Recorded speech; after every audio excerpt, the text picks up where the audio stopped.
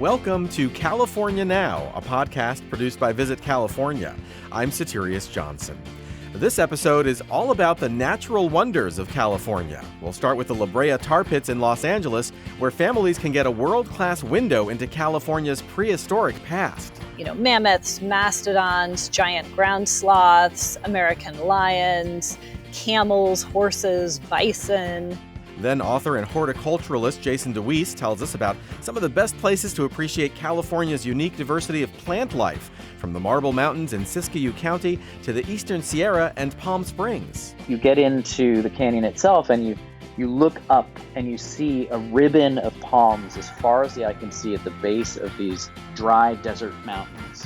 It is spectacular. It is like visiting the redwoods for the first time.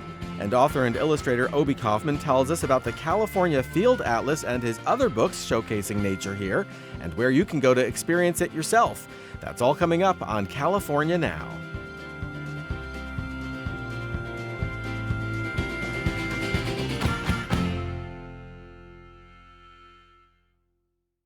California is an amazing place to appreciate biodiversity, and as my next guest tells us, that's been true since prehistoric times. And one of the best scientific windows back to the amazing creatures that roamed California during the Ice Age just happens to be located in the heart of Los Angeles. I'm talking about the Brea Tar Pits and Museum, where Dr. Emily Lindsey is Assistant Curator and Excavation Site Director. Welcome to California Now, Emily. Hi, thanks for having me. Sure. So let's start with something extremely basic. What is a tar pit, and what makes the Brea Tar Pits such an incredible place to study Ice Age animals? So that's a great question. So the oil beneath the Brea Tar Pits, were about 1,000 feet underground, we've got something called the Salt Lake oil field. And because of all the tectonic activity we have in Los Angeles, we're very famous for our earthquakes, sometimes these fissures or cracks open up and allow that oil to get kind of smushed up to the surface. And when those lighter hydrocarbons like gasoline and kerosene and such evaporate from the oil, what you're left with is this crude, sticky asphalt. And it is so sticky, in fact, that even just a few inches of that asphalt is enough to trap something as big as potentially a mammoth. And that's exactly what happened over about the last 50,000 years, right where our site is we were developing these periodic seeps, these periodic shallow puddles of asphalt, which sometimes would get covered by dust and leaves, or sometimes would get covered by shallow pools of water during the rainy seasons. And animals would occasionally wander into them and end up getting stuck. So it's an active paleontological site, right? I mean, visitors can watch the science actually happen in real time right in front of them. Yeah, so that's one of the remarkable things about our site is that, excavations are still ongoing, and they're ongoing in public view year round right out in our park. You can actually walk around the park and see our paleontologists digging up fossils that were trapped tens of thousands of years ago right in that very spot. Oh, that's really amazing. So what are some of the Ice Age animals that scientists are finding in the tar pits, and I guess around the tar pits, and that folks can see when they come to visit? Well, so our most famous fossil, of course, are the sabre-toothed cats. That's the symbol of the Brea Tar Pits. It's also the state fossil of California, Smilodon fatalis. And we've found more than 2,000 of these individuals. It's not actually our most common large mammal fossil. Our most common one is the dire wolf, which, a lot of people think dire wolves are just something that existed in Game of Thrones, but they were real animals. And Brea Tar Pits is far and away the most famous place to study them. So, Emily, do you have any favorite animals that are on display at your facility? My favorite animal is hands down the giant ground sloth. And here's why. So of the animals that we have at our site, the mammoths, the mastodons, the horses, the camels, the bison, the big cats, the big dogs, like these are incredible animals. And it's tragic that they don't live in LA anymore, but you can still find them somewhere in the world, right? Like we still have lions, we still have elephants, we still have camels, somewhere on Earth. There is nothing anywhere on Earth that is even kind of like a giant ground sloth. In what way? Well, in that the only living relatives of that group are, 6 pounds and hang upside down in trees. There's nothing like a hippopotamus-sized ground sloth with armor embedded in its skin. Now, I'd love to talk about time travel for a minute. How far back in time does this place let scientists look, and why is that a big deal? So that's a really great question. So, a lot of people, when they come to our site, they think that they're going to find dinosaurs, and they think that this is a site that's millions of years old. And it's not. It's only the last sort of infinitesimal slice of geologic time. So to put it in context, the big dinosaurs disappeared about 66 million years ago. And our fossil record starts a little bit over 50,000 years ago. So it's just incredibly recent to a paleontologist, but it is also the most important time in Earth's history for understanding what we're going through today. So the time period that our site covers, the last 50,000 years, that encompasses the last major episode of global warming when we were coming out of the Ice Age and into sort of the modern period that we call the Holocene. It encompasses the time when humans first arrived in North America, and it encompasses the most important extinction event of the entire Cenozoic, that's to say, of the entire last 66 million years, which is the disappearance of these large, iconic Ice Age mammals from almost every ecosystem on Earth, the African savanna being just about the only exception. So what do we know about why everything became extinct? So that's a great question. So this has actually been one of the most important debates in both paleontology and archaeology over the last 70 years or so. And there's basically been two camps. So there's a group of people that think that these extinctions were a direct result of the climate changes that the world was going through as we came out of the last ice age. And then there's another group of scientists that look at sort of the pattern of human migrations around the world and say, no, these extinctions correlate really tightly with the arrival of humans on different continents. And probably it had something to do with, humans either directly hunting these animals to extinction or creating other changes on the landscape that led to their extinction. Yeah, I mean, it's really cool that the work that you're doing there at the Brea Tar Pits is actually contributing to the knowledge and the understanding of this huge question. Yeah, again, because we have such an incredible record, both of the large mammals that went extinct, but also of the ecosystem that they were living in, the plants and a lot of climate proxies that we can get both from the plants, from shells we find, from the bones and teeth of the animals themselves, are helping us to paint a really robust picture and probably one of the most complete pictures of the last days of these animals that we have anywhere on Earth. Let's turn now to the visitor experience. While the indoor museum has been closed because of the pandemic, and we hope it reopens soon, people can still go there and see the actual excavations outside whenever, right?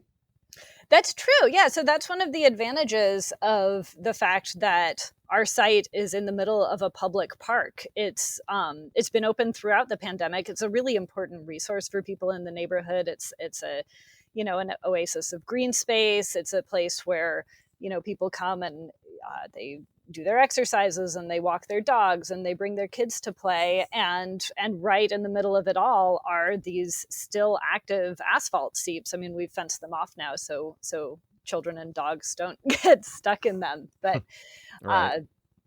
but they're right there, so you can see the seeps. The really remarkable thing about this site is that it's still active, right? Like you can see plants and sometimes insects, and unfortunately sometimes even birds, like still getting stuck in the asphalt. So you can see the way that this site has operated over the last 50,000 years to create and preserve this incredible fossil record. And then you can also see the area where our paleontologists are excavating the fossils and pulling them out of the ground and shipping them over to the lab to be cleaned and available for research and exhibition. So who's the typical La Brea Tar Pits visitor, or is there such a thing? I don't know that there's a typical visitor. It is a place that a lot of Los Angeles schools come on field trips. So certainly we have a lot of students that come and visit our site because it's such an incredible place to be able to visit. It's also, it's a world famous site. It's arguably the most famous paleontological site in the world. And so we, of course, get a lot of national and international visitors.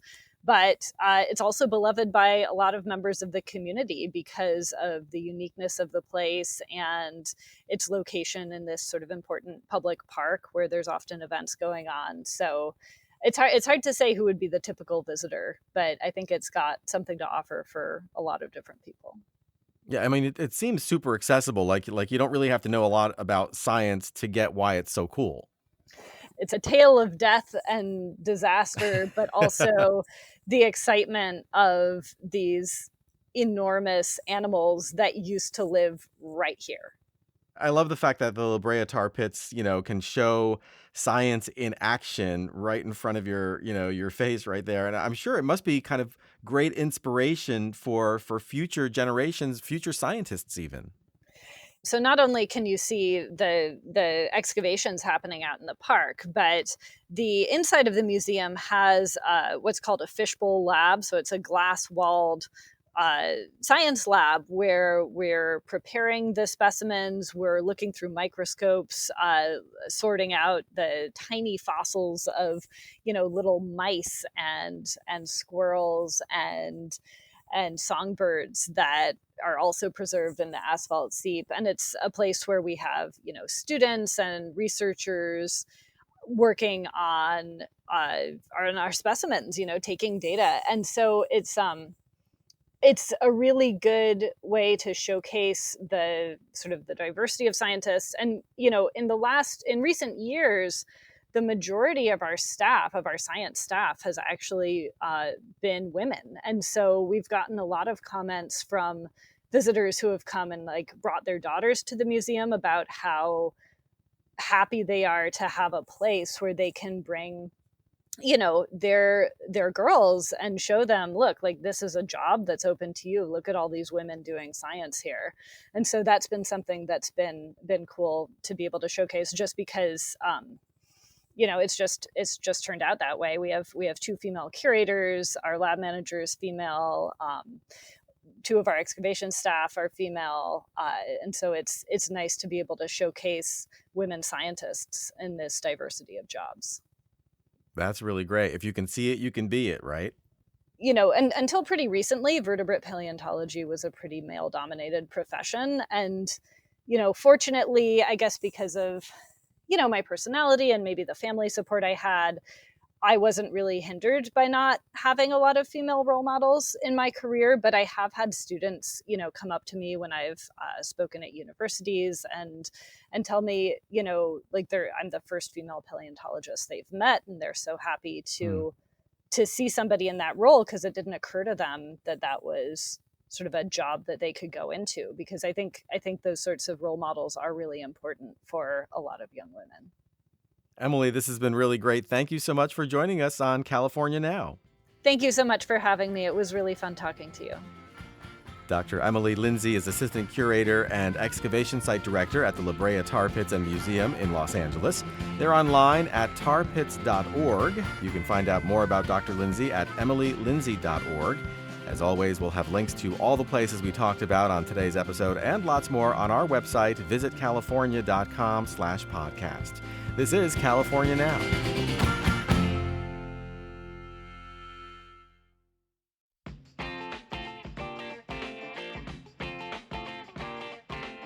Working on this podcast, one thing that continually blows me away is California's abundance when it comes to farms, orchards, and vineyards. All of this delicious bounty and so much more can be found in the state's Central Valley region. Here you'll discover some of the freshest, tastiest foods and wines anywhere, running smack through the middle of the state from Bakersfield to Fresno and Modesto, all the way up to Vacaville, Yolo County, and beyond. The Central Valley is also home to many great attractions like the Cowboy Museum in Oakdale and the Jelly Belly Factory in Fairfield. And it's an amazing place for fun in the sun, from hiking to picking peaches.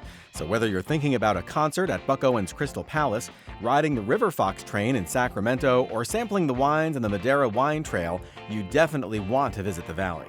To plan your next trip to California's Central Valley region, go to visitcentralvalley.com. That's visitcentralvalley.com.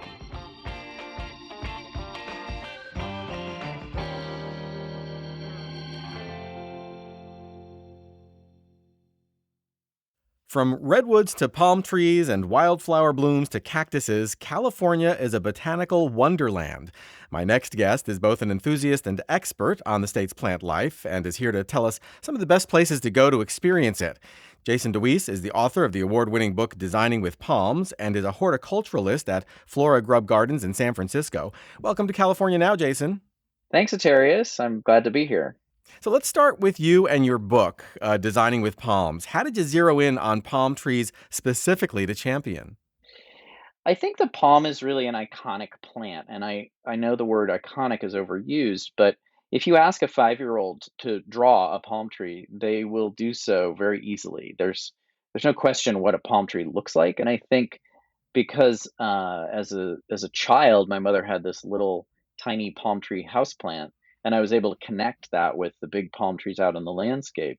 There was something just fascinating to me about this simple form of, a trunk with this beautiful crown of leaves moving in the wind. And I don't know. I think it was that the simplicity and beauty, and also the relationship with my grandparents, because we'd visit Miami, and my grandfather would cart me around in his wheelbarrow and show me his tomato patch and his mango tree and his banana patch and his favorite palm tree, the royal palm. And the gardening bug began at that age of, say, 5 years old with my grandparents. And I think it was sort of part of that development and sort of happy memories that palm trees got in the mix. Right. I mean, there are so many amazing places to see plant life all around California. Why don't we start right in your own backyard? I mean, over the last year, you've given a few sidewalk chalk plant tours right in San Francisco. Can you describe what those are like? Yeah, so these COVID tree tours were started by my friend Mike Sullivan, who wrote the book, The Trees of San Francisco. And I joined him along with our mutual friend, Richard Turner, who's the former editor of Pacific Horticulture magazine, in chalking tree tours on the sidewalk for people to follow on their own.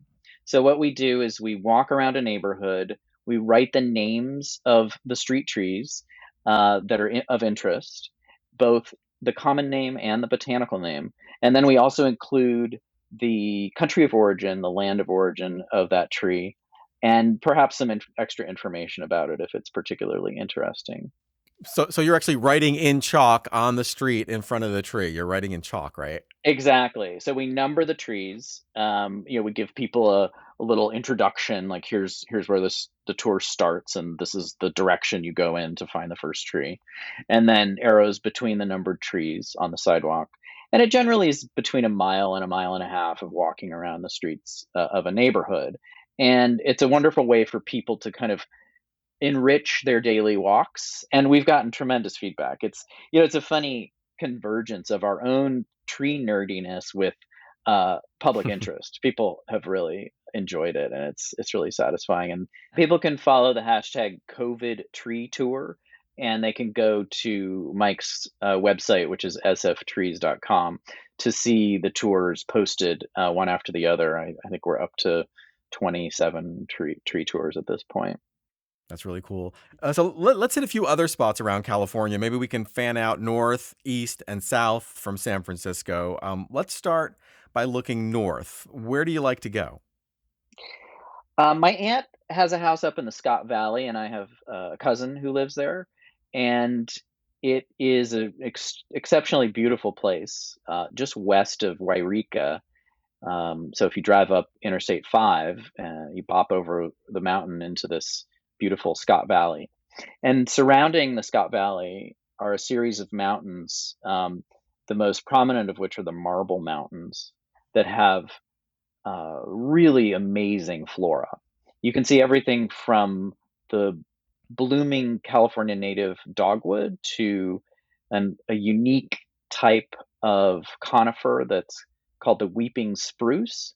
Um, and it's one of these places where every several hundred yards you drive up and up the mountain, the environment changes. And so you start out at the valley floor, and it's an agricultural valley studded with Oregon oaks, beautiful deciduous oaks. And then you get up to the top of the pass, and you can hike out into glacially carved valleys with beautiful cold lakes and meadows full of wildflowers. It's one of the most accessible and beautiful places to see a unique California landscape, and botanically one of the richest places in the United States. And I mean, it almost sounds like you could make a multi-day trip up in that area with several stops, just, the mountains, the valley, this area that you're talking about.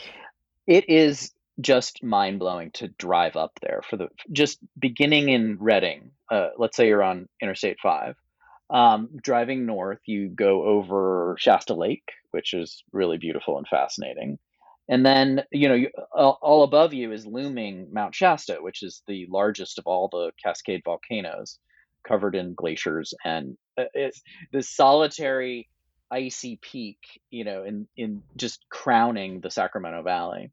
And so you drive right past it and into what's called the Shasta Valley, which is this desert-like landscape, quite unusual looking, and then over the mountain from Wairika into the Scott Valley. So that alone is worth doing. And then when you go to Etna, which is one of the little towns in the Scott Hmm. Valley, there are resources for learning more about hiking around in the forest up there, and then there's actually pretty good signage when you go to the trailheads to see sort of what you're going to find.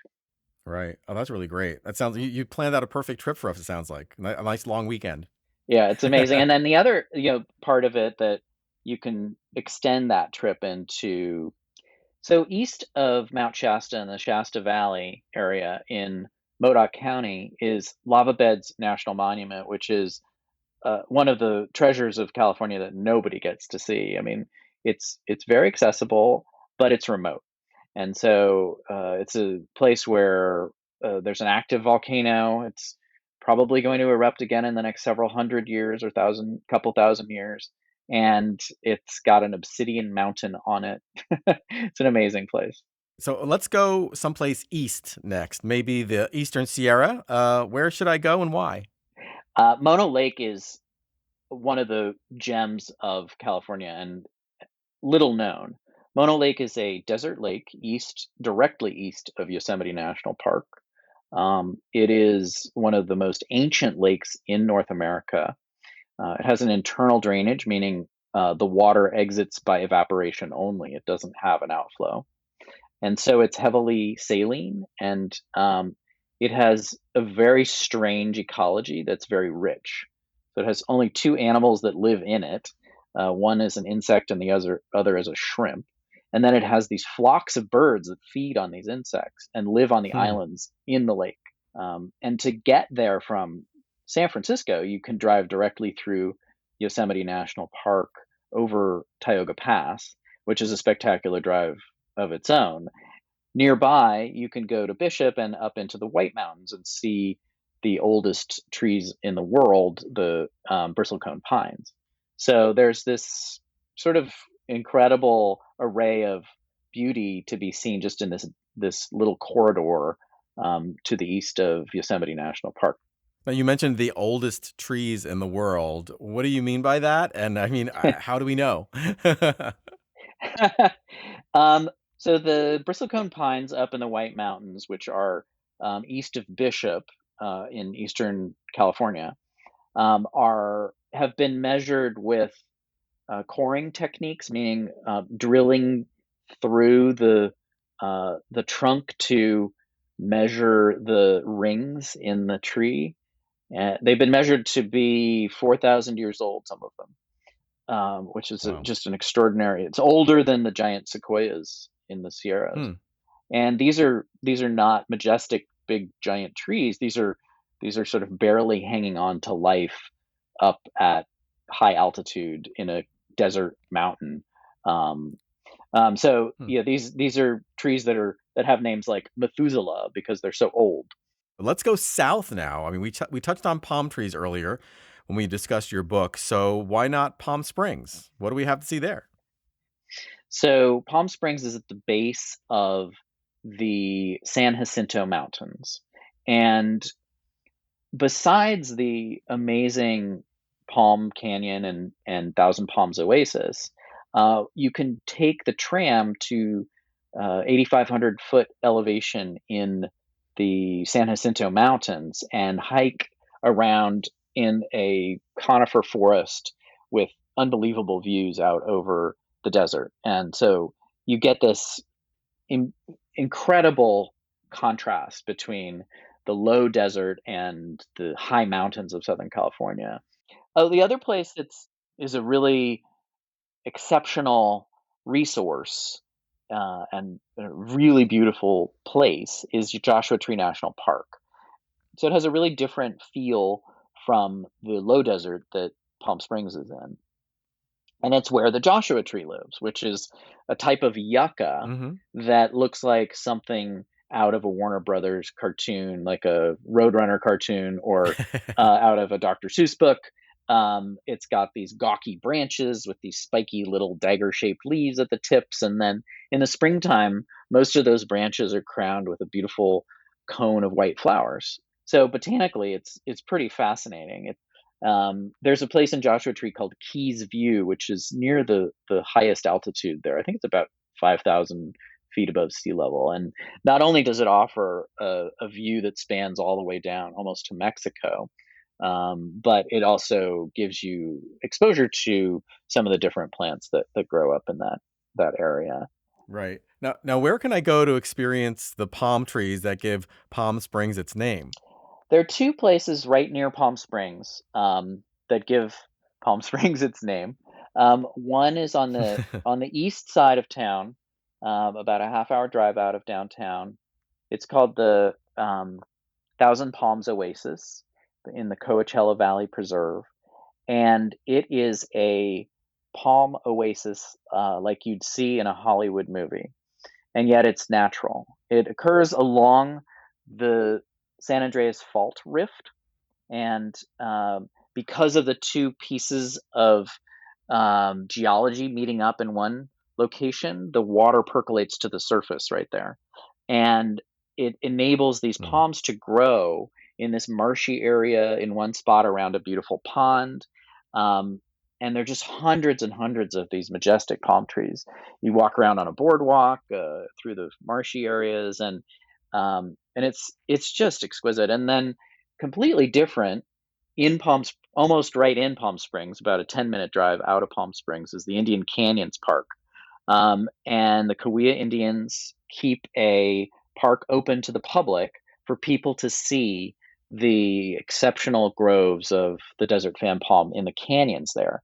And you get into the canyon itself, and you look up and you see a ribbon of palms as far as the eye can see at the base of these dry desert mountains. It is Hmm. spectacular. It is like visiting the redwoods for the first time. And a lot of people who go to Palm Springs don't even really realize that these natural sites are so easy to visit and so close. Well, Jason, this has really been great. Thank you so much for joining us on California Now. Thanks so much, Soterios. Jason Dewees is a horticulturalist at Flora Grub Gardens in San Francisco and is the author of the award-winning book Designing with Palms. He's on Instagram at Design with Palms. As always, we'll have links to all the places we talked about on today's episode and lots more on our website, visitcalifornia.com/podcast. This is California Now.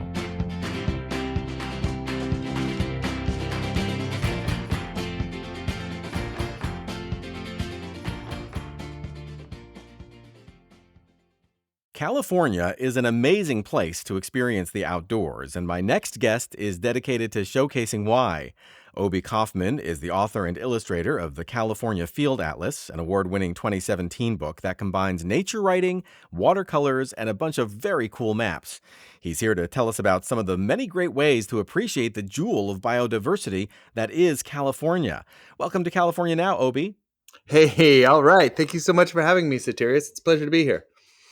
This is really great. I'm so happy that you're on our podcast today because I'd like to start by talking about the California Field Atlas, which won a number of awards and sold out several printings.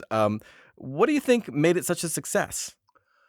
I think that we are certainly within some kind of bottleneck. We're at some sort of crossroads, and more Californians are standing up for the leader that California can be in a global environmental movement towards reducing carbon emissions, towards protecting our biodiversity, and really seeing the treasure of California's natural world as one of these great superlatives across the entire biosphere of the planet. It is for me, the real treasure of California, the real California gold, if you will, is our biodiversity, our natural world. And my books are all about that. The California Field Atlas, in particular, is several hundred hand-painted maps of how nature works around the state in terms of these big living systems: earth, air, fire, and water. And after you published the Field Atlas, you've also come out with other volumes on forests and water and deserts. Can you tell us a little bit about these other deeper dives that you're publishing? Oh, yeah, gladly. It's a lifelong project that I'm squishing into just about a decade of writing and painting like a maniac, drawing upon this lifetime of walking California, right? So what I've got here is this basket of books. What I'm really writing is what I think of in my head is the Game of Thrones of California nature, where I've got 6 books ultimately to write, to make here, and I've made 3 of them, and I've got 3 more to go. In the middle of those 6 books are nested a trilogy, the California Lands trilogy, and that's made up of the forests of California, the coasts of California, and the deserts of California. The 3 books that I'm working on now, the Forest of California, is already out and available now. The second book was the State of Water. So altogether, we got 6 books telling what I believe is a pretty concise, even though these are enormous books. The Forest of California comes in at 650 pages. A concise telling of California nature, or at least the particular character of California nature that I am meaning to express. And all of your books are illustrated with your watercolors as well, right? So they're all kind of very stylized and they're basically part of a set.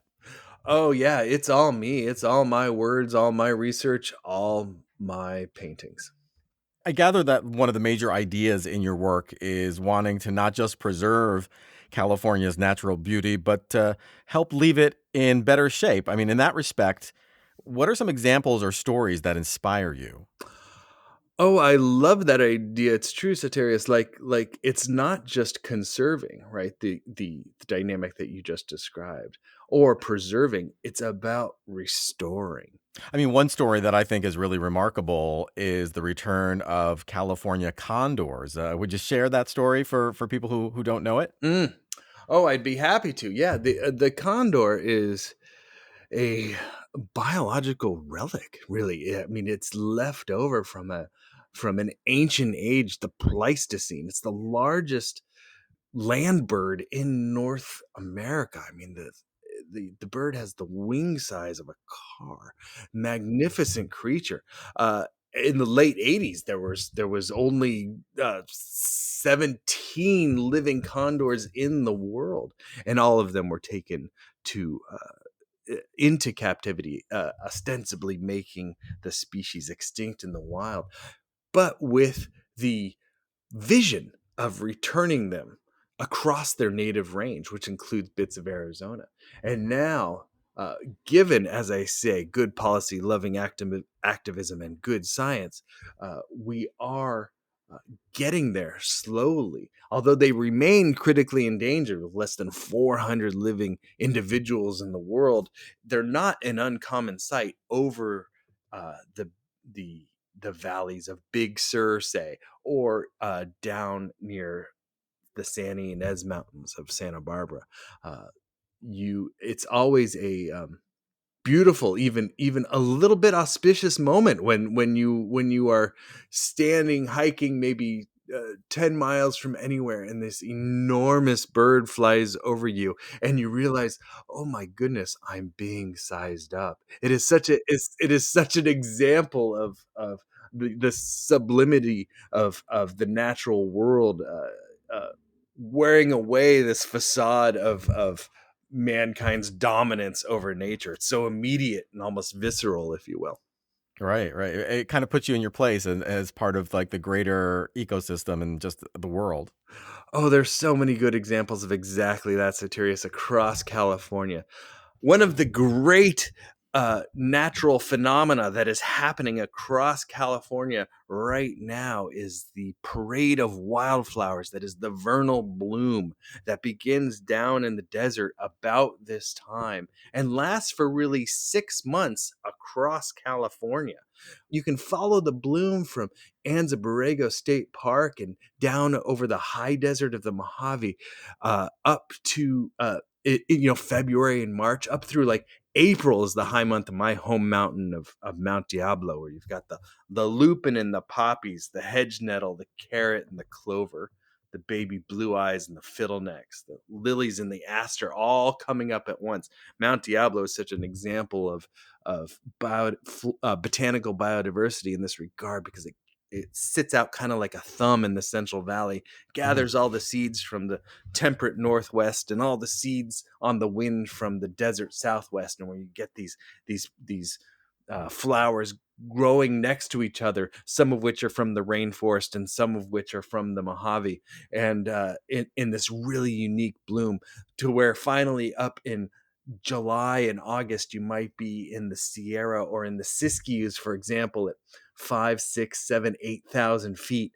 And you might be in a spring with 6 foot high wildflowers that tower overhead, alive, buzzing, even deafening with the roar of several dozen species Hmm. of native bee doing their frantic pollinating in the short Sierra spring. Do you have some favorite spots in the desert where folks can really appreciate the springtime? I certainly recommend checking out our state's largest state park, which would be Anza Borrego Desert State Park, which is a a very different kind of desert than maybe you get in the Mojave or in Death Valley, even, which is it's part of the Sonoran Desert.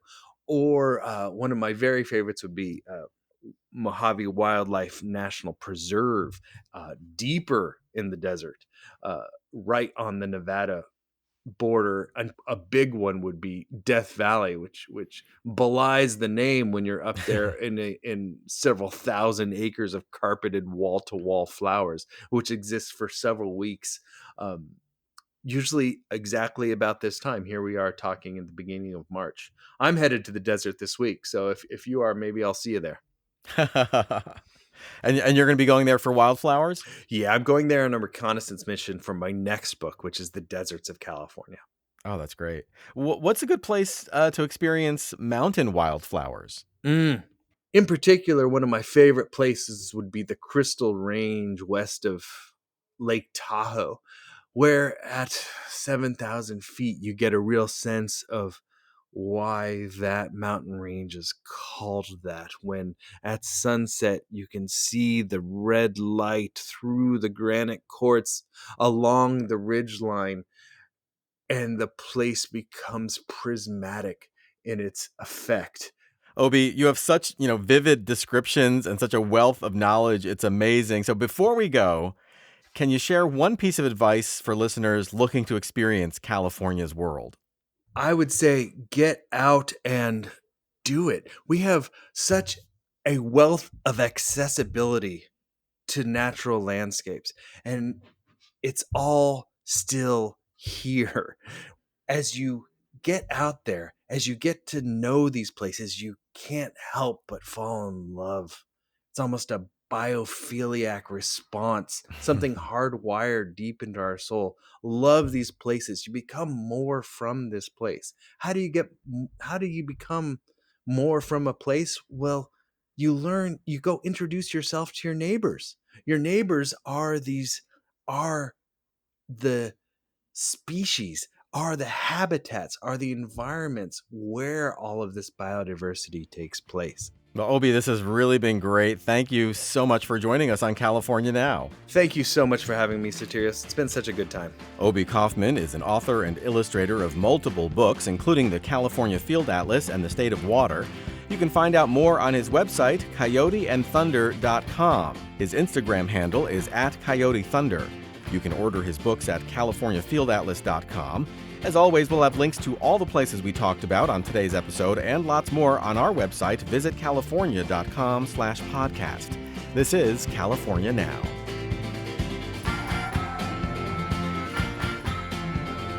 Thank you for listening to California Now. We hope you enjoyed this episode and get a chance to hit the road soon.